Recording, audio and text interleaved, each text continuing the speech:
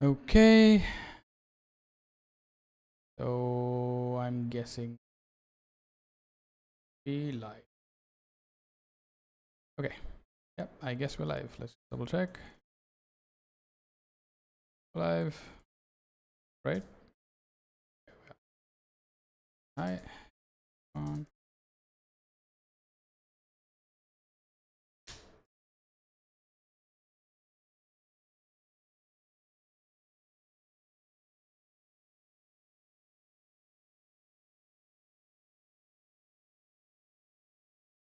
Okay. That it.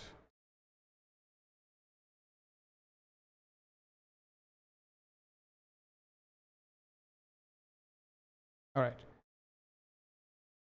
Okay, I'll just give folks a minute to join in. So yeah.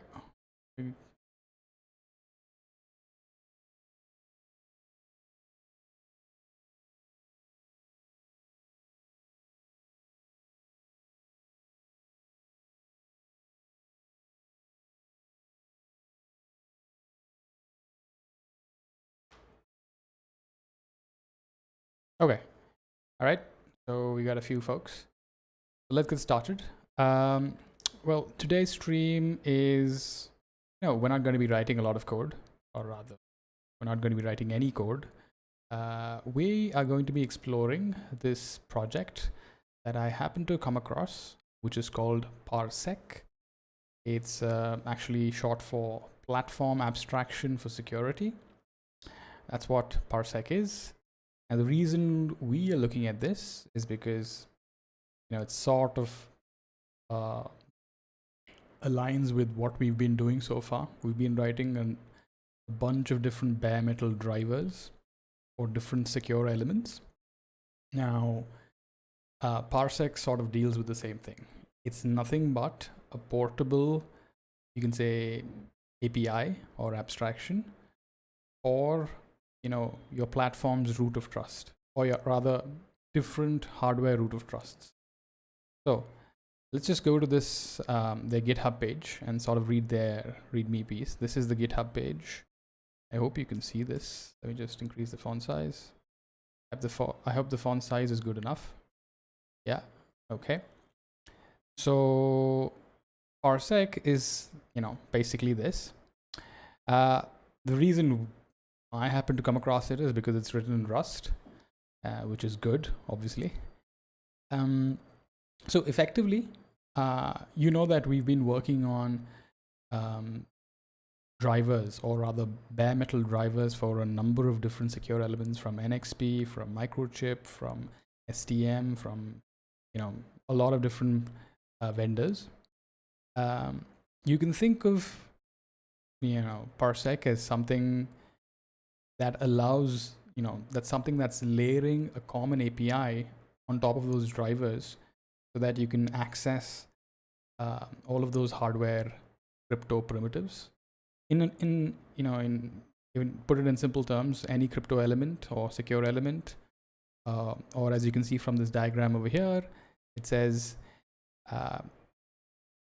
this particular project will allow you to use a common API to access a hardware TPM, a firmware TPM, which means it's not actually a physical piece of hardware, but the TPM is implemented in firmware. Then you've got the HSM, which is a hardware security module. And then you can have, basically something like the firmware TPM, where it's running in a trusted execution environment.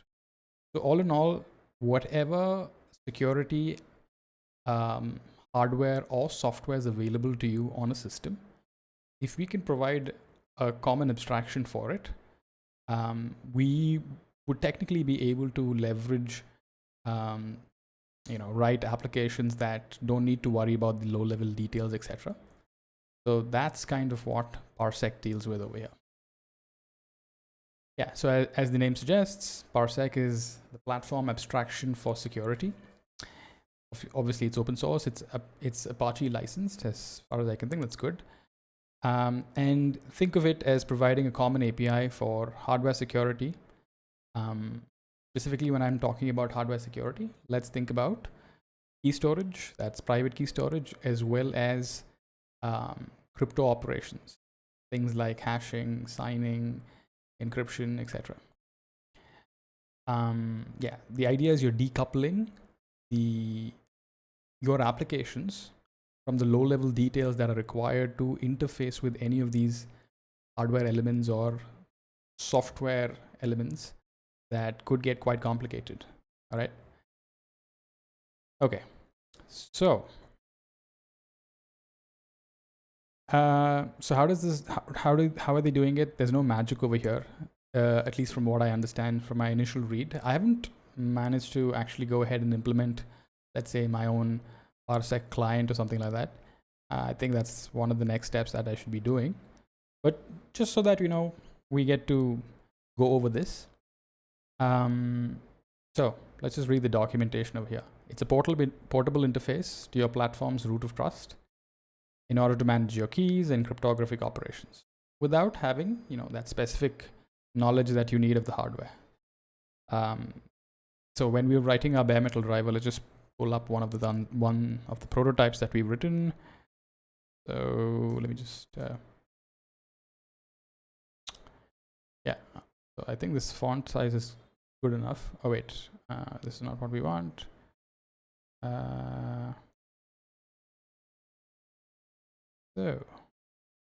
oh boy, we got a lot of projects. Let me actually look for. Yeah, that's the one. So this is one of our prototypes that we wrote long back.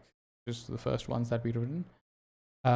So this is a bare metal driver for this particular secure element, which is just the one from Microchip. It's the ATECC 608A, which basically means that it supports elliptic curve cryptography, ECC, and it's one of the 608A versions. But anyway, that's not important. So if you were to take a look at the implementation, you'd see that there's a lot of hardware specific knowledge that we need. For example, if I am to send a request, or basically you can call this a command to that secure element, I'll need to do it in a certain way, and I'll need to ensure that if it's a timing specific operation, I need to take care about the timing specific needs of that operation, etc. But let me see if I can. Okay, yeah, so let's just take this one. This is a command that I can send to the device that says, give me information about yourself, and it'll return that. So there's a lot of hardware specific information that we should be aware of when we are communicating with this particular element, which is this one. Okay, so that is what this Parsec tries to deal with. It tries to avoid that. You don't have to you don't need to know that. I guess that's the way you can put this. You don't need to know that. That's what without knowledge of the hardware means. And here's the other thing. How do you do this? Because obviously all of this hardware, the secure element from Microchip is different from that of, let's say, NXP or STM. How are they able to provide a common abstraction, right? There's no rocket science over here. You'll see that the architecture of their entire Parsec implementation is actually modular. So you have a front end and then you have a back end. The front end takes care of all the portable, stuff, and it actually works with the back end where you can provide different providers to take care of the device specific details that you need. I'll sort of show you a better example. I think there's some pictures over here. But anyway, before that, let me quickly just come here. Any questions? Hi Anand, good afternoon.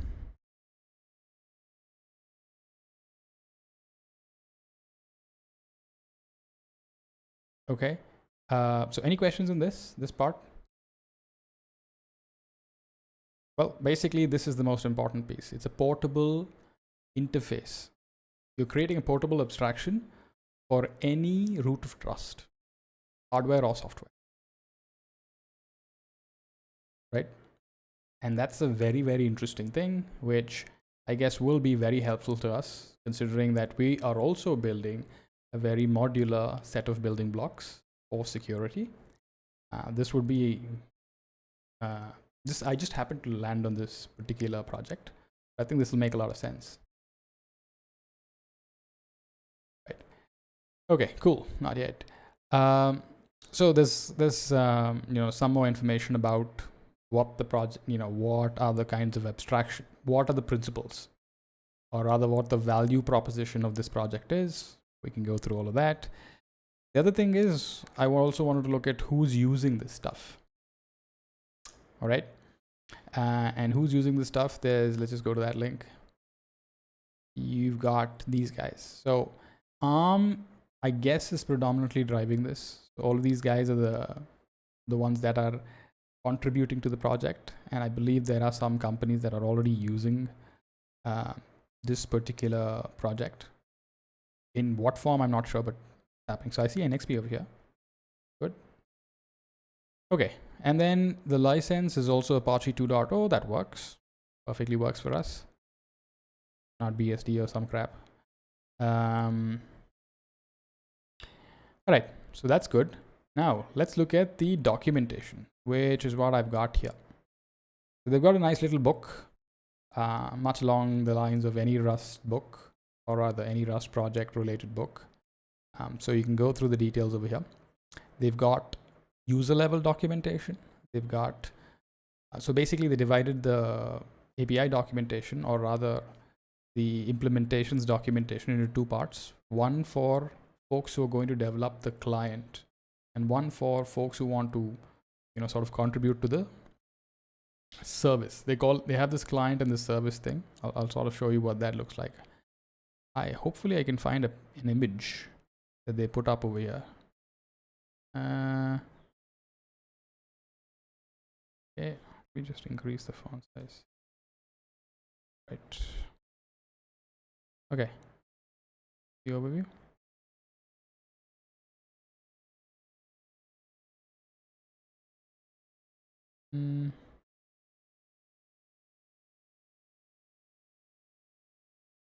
Oh, great. None of them have an overview. I was just actually looking at this. I remember seeing something.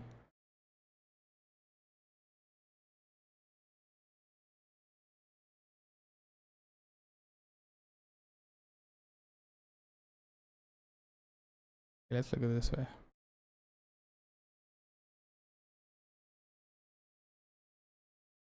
Okay, this is bit of, too much information, I guess. But I think we can start with this. This is sort of a very fine-grained map of everything that's going on over here. But before I get to this, I wanted to see if there's something, there's an abridged version, or there's a much more higher level overview of things. I remember seeing that. Let me go to YouTube and say, oh, by the way, we're supposed to, you can't search for Parsec and you're not going to get it. You'll have to search for the full name, which is platform. So bear with me for a minute. Let me see if I can find the slide that I'm looking for. Yeah. I hope you can see this now. Yeah. I hope you can see this. Let me just check. I guess you can see the screen, this particular image.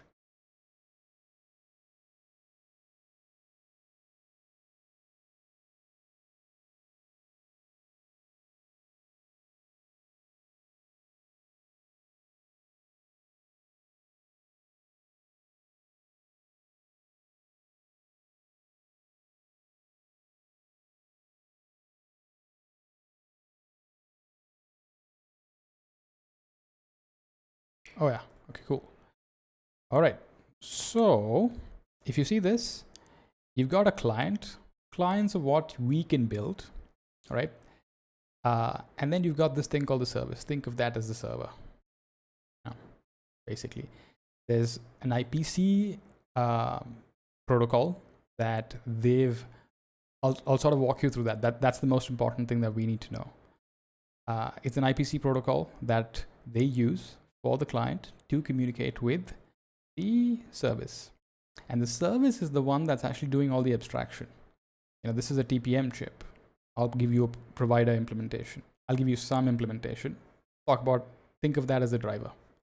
And then there's the HSM. There's another driver for it. There's probably a software implementation of some application. Some software secure element or software TPM or firmware TPM, whatever you're calling it, right? That could be running inside a trusted execution environment. Now that's one implementation, right? So they've decoupled the implementations from the user itself. In this case, the client does not need to know any of these details to sort of get access to these resources, right? So that's the main thing over here. So this is sort of the front end, the listener. This is sort of the back end. The back end provides provider implementations. The front end is doing the communication over IPC. Apparently, they only support, right now, they only have support for IPC. Sorry, they have only support for IPC over Unix domain sockets, but I guess you can obviously replace that with something like TCP sockets or whatever. Doesn't really matter. You could go ahead and do whatever you want. The transport layer is again decoupled. How you move, your client requests over, send your client requests to the service, and how does the service respond to the client? That transport of that actually can be, we can probably use our own stuff. So that's also pluggable or modular, is my understanding, at least from the book. All right. Now, if you actually look at this, it sort of takes you a little deeper into it. You've got your client library over here. So this is the client process space. And then you've got your server process space. In the server process space, there's a whole bunch of things. Forget about the transport endpoint, but it'll have something that is listening on for requests. Then there'll be a handler that handles that. And the handling is right over here. And then once you've handled something, you might probably want to pass it off to some other backend handler. I'm not entirely sure what this is, but anyway, you pass it off to a backend handler and then the provider, and the provider is the one that's actually going to go ahead and talk to the specific piece of hardware that we want it to talk to, right? So fairly straightforward given the work that we're doing. The other piece it also has is this authenticator piece, all right? Because this is cool. This is what was very interesting. Let's say we have, I think they have it somewhere, but anyway, let's say they have multiple client applications. Like instead of just this one, let's say they have one more client and they have another client. They all want to sort of make use of these, the platform security hardware that's there. Then this service can actually manage all of that for you, right? They can have specific views of their own keys. They don't get to like sort of go look at some other client's keys and stuff, right?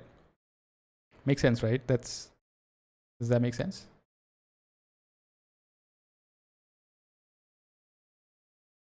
Okay. All right. Yeah. So that kind of makes sense. So that's another thing. All right. That's the interfaces that we were talking about.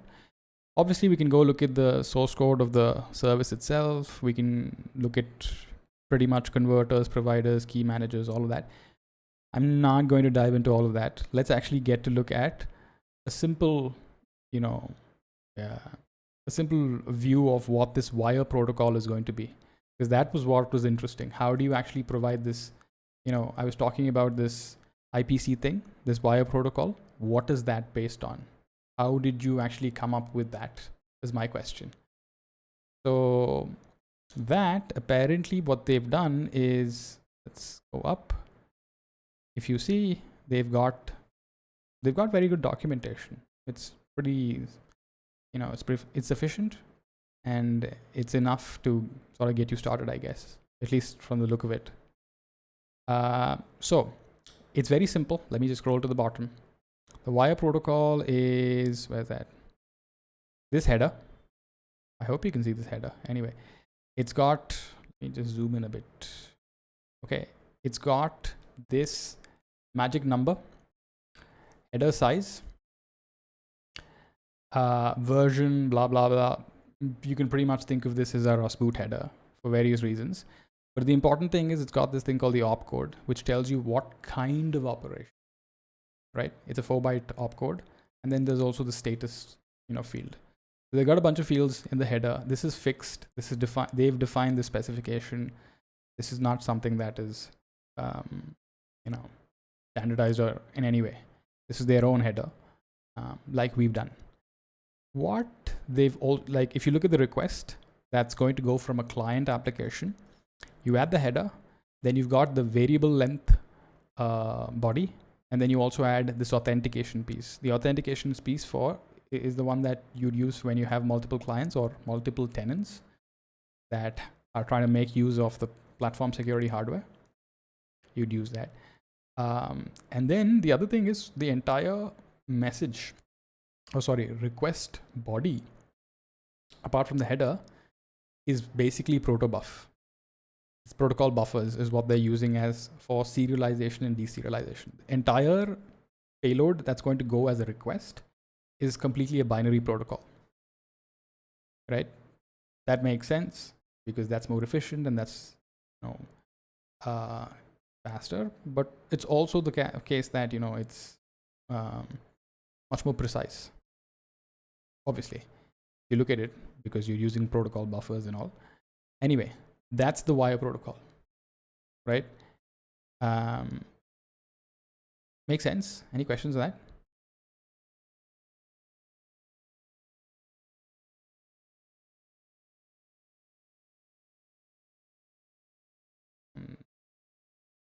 Wire.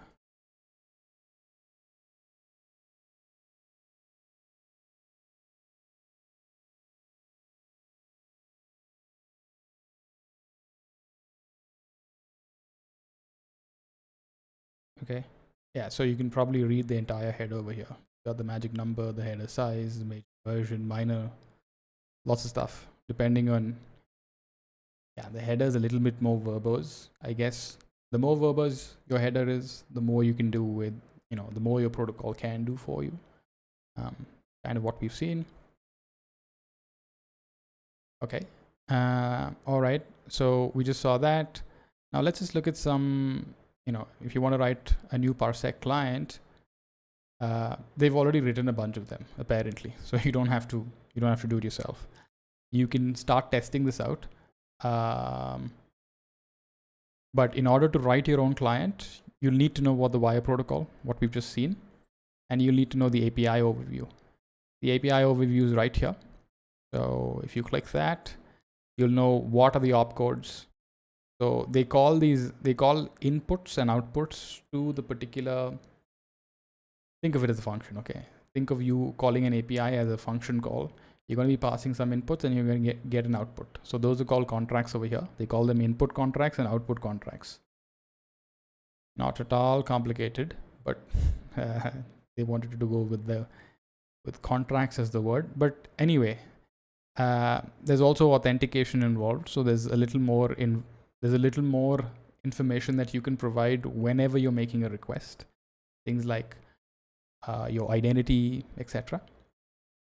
All of that. I mean, this is not too far-fetched. It's all something that we know. Here's what you'd get when you talk about response status code. That means when the service responds, it can respond with any of these responses. They all are documented, telling you what they are. And then there's, they've sort of segregated that into what the provider, that is the backend implementation for the hardware. What does, if it provides some status code, what is that versus, your regular status code, what is not within the provider implementation. So that also makes sense. Writing a new client is great. We'll look at the client's data, but let's just take a look at the operations. Okay. And if you take a look at the operations, let's just take a look at, so I can send, basically, I can invoke any of these operations on any of those crypto, any of that crypto hardware. It can be a TPM or a HSM or a secure element. We don't care which one it is, from which vendor, what version. what other what other differences exist between them. We don't care. We can just sort of call this operation on any one of them, depending on what your system is running. So here's the catch. This right now only works on Linux. All right, and there's some versions of Linux or some distributions that they actually fully support. I don't know if this thing works on Windows and Mac, etc. Apparently, it works on. That's why it works in Docker. So you can probably run it within a Docker container, etc. But this thing only works on Linux at this point. That's one thing. So let's say you want to create. By the way, there's one important piece. The entire API that they are exposing is based on something called. Let me show you what it's based on. Where is that?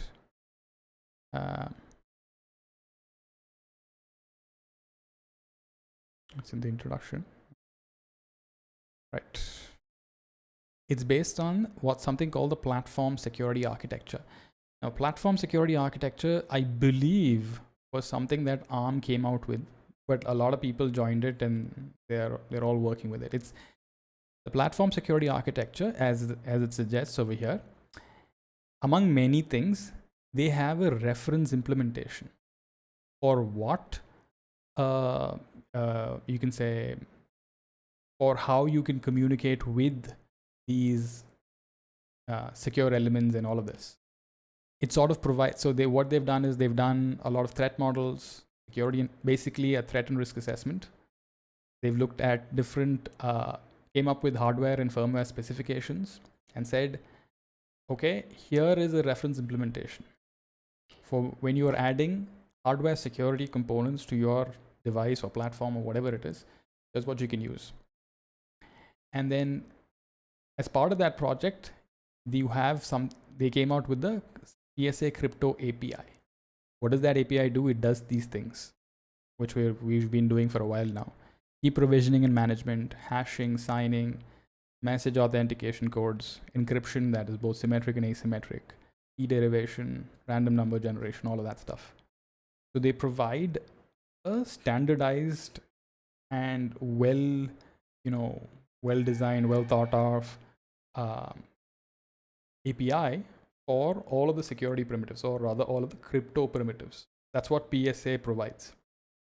So rather than reinventing all of this, these guys, which obviously ARM and Docker are two of the co-contributors to this project, they sort of came out and said, let's just reuse this for Parsec. Okay, so all of their APIs are actually coming from here. So let me go back to that API piece. Hopefully we should be able to sort of complete this. I just wanted to cover the basics so that we get some idea. I'll be diving a little deeper into this and understanding how do you actually start working with a client, or if you have an existing one, just mess around with it. If you want to write one, if you want to add more to the actual service, that's the Parsec service that's going to be running on the device. How do you do that? And I'll sort of work on all of those things, and we could probably have a more focused discussion. But anyway, for now, let's just look at one of their operations that you can provide. Let's say that you want to generate a key. The opcode is this, and you click on this. Then it says, here's what you need to do. Here's what the parameters that you need to pass in, the result that you're going to expect, and the specific response status code. You can get any of these. And you can also look at the actual protobuf contract, which means when you're generating that request and going to insert that into the body of your request, what will that look like? This is what it looks like. So this is what a proto file is. I think we discussed this some time back when we were talking about another project which had to do with RPC and stuff. I don't quite remember, but yeah, we all know what protocol buffers are. You generate the proto file, you pass it off to some code gen tool, it parses it and creates the relevant protobuf messages, or whatever you want to call it, right? Okay, so likewise, every operation is listed over here. You can go ahead and look at it very carefully and see how you want to like send a request and then get a response. So the idea is, you can think of, we are running edge devices, which is running Linux, but we'd want to know what options do we have within that edge device. Does it have a TPM? Does it have an HSM? Does it have XYZ? Or we have multiple customers that we'd like to support, right? And they may be using their own root of trusts. And this seems like a very easy option to work with, because we can quickly go ahead and support pretty much anyone, assuming that their requirement is not bare metal. Bare metal, we are doing whatever we're doing for bare metal is we're basically writing all those drivers by hand. So I don't think there's a way out over there, because you abstracting out all of that, you don't have an OS to do any of those things, and you don't have something like this that can be the broker in between, which would just add more code to your implementation. Okay, so I think that's a good first overview, right? So, and then we've also got the Parsec for service developers, which means you saw that this is the service and this is the client. Now, sorry, you saw this service in the client. Here's what we can do when we talk about the service itself. If you want to contribute to it, you want to build your own Parsec provider. Right now, they've got a whole bunch of providers. They've got Embed, which is a software implementation, the TPM provider, which is an actual physical implementation for the physical TPM chips. PKCS is again a software implementation. Microchip, this is exactly what we were looking at. They're basically using Microchip C library as the library provider. And then there's a whole bunch of things that they've got. This is a trusted service provider. I think this came from ARM, because this is a piece of firmware that's running in TE, inside the trusted execution environment. Much like what Anand was working on, except that was in the microcontroller space. This is probably in the application processor space, right? So they got a bunch of providers there. Converters, the protobuf converter uses the protobuf format for the operation contracts. This is not much. This is all stuff that we know. Authenticators, things that provide you. So here's the thing. You have a multi-tenant application or a multi-tenant environment, and you want multiple applications to communicate with the Parsec service. You also need to know that somebody's supposed to provide those applications their identity. And then you, the Parsec service, have to verify that when you're actually going to allow whatever it is that they're asking for. They've got that figured out as well. Okay. Yeah, I think that makes sense. We go, there's a threat model as well. Okay, probably look at that. There's a client threat model as well. Yeah, I guess we can look at all of this stuff a lot more in detail. But at least initially, I just want to give you a heads up and sort of walk through basics, because I think this is a very, very interesting project. Okay. All right. So any questions so far?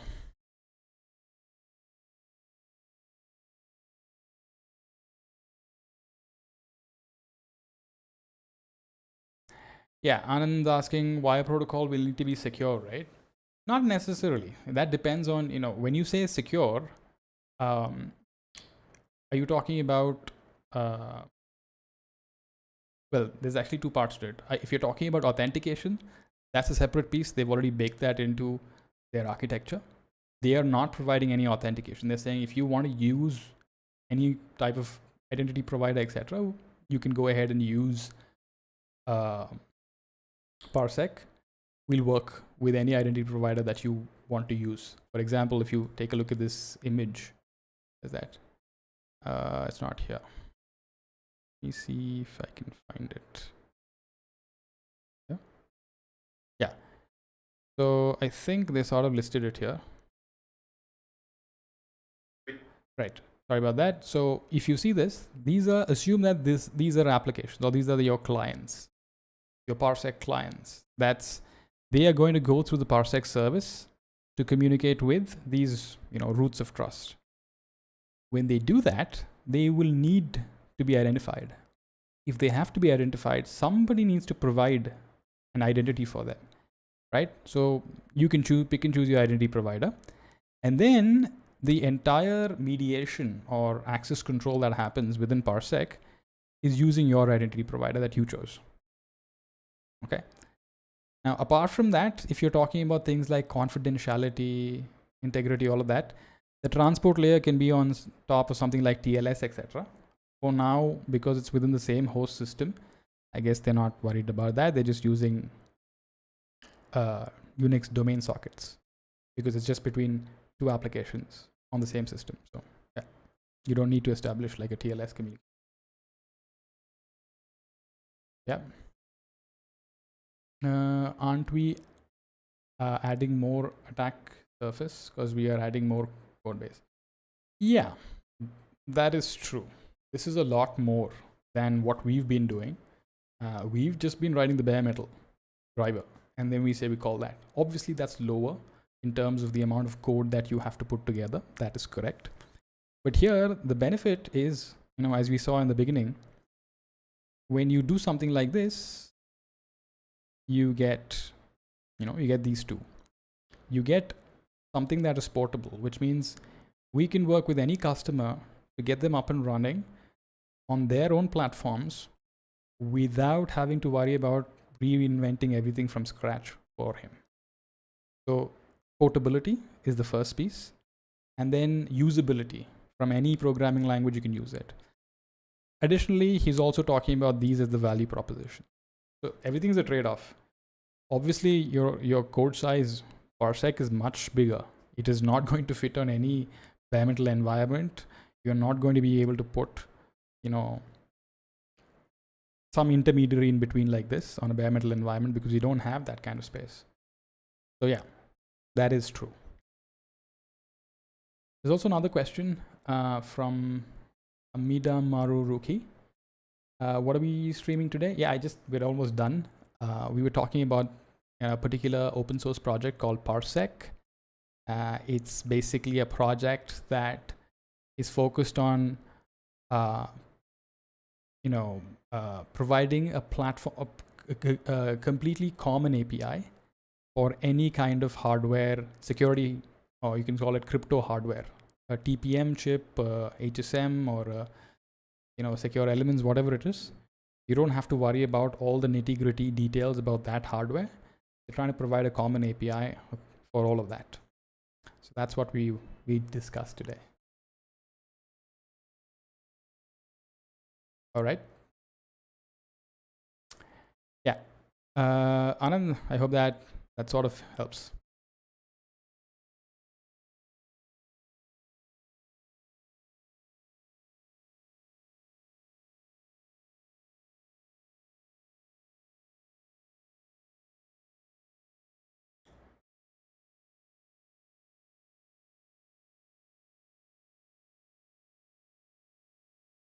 Okay.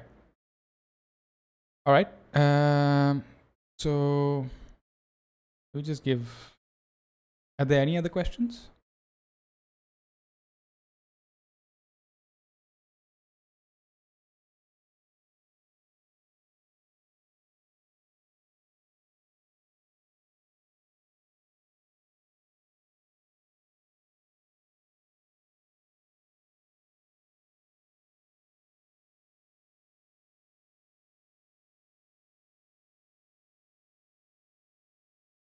Okay. Yeah.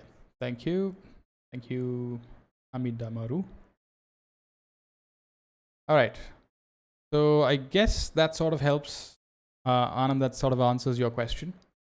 So to sort of summarize, the wire protocol does not necessarily need to be secure. What we need to do is we're talking either about authentication of the client, or we're talking about if the client exists on a different, on a different system altogether, and you want to communicate with the Parsec service, then you may need to have the transport layer security on top of that, which we can pick and choose whatever we want. So that's how you sort of take care of that. The only thing about the wire protocol is it needs to be strong enough to, you know, the implementation should not end, you should not be able to find bugs in the implementation of that wire protocol. And that's exactly, I guess, why they've used Rust, because of all the safety guarantees that you can get, something like this. Yeah, but to your other point, yes, this stuff is not for embedded, like really constrained devices. Okay, so I think there are no other questions, so that's good. And that's all I wanted to cover today, because I was pretty sure I actually did cover that within 30 minutes. I think we took a few extra minutes for questions, which is great. But I'm so happy with the fact that we did cover it in 30 minutes. All right, so that's it for today's stream. And I'll probably, you know, dive a little more deeper into this, get a little more information, get a little more into the implementation details, etc. And then we could probably do another stream. All right. Thank you guys. Have a great weekend. See you.